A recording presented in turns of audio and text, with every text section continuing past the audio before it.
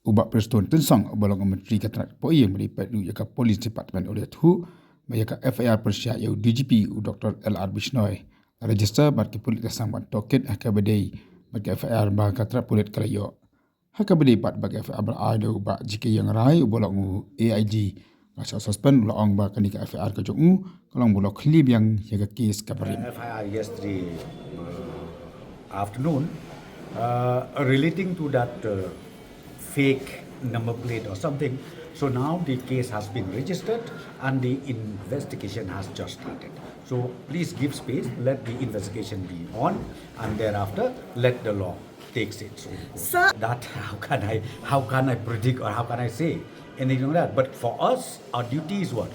When FIR was filed, we need to attend to this, and the attention of the government has been drawn. That's what I'm telling you. We have already registered. And then the investigation has just started. This investigation has just started. Okay, that is the action right now. Investigation has just started. See, that, as I said to you now, don't ask that question, because see, me or you, we cannot come to a conclusion. Because see, once we register, as I said to you, investigation. After investigation, we have to again file affidavit to the court about the detailed investigation that we made.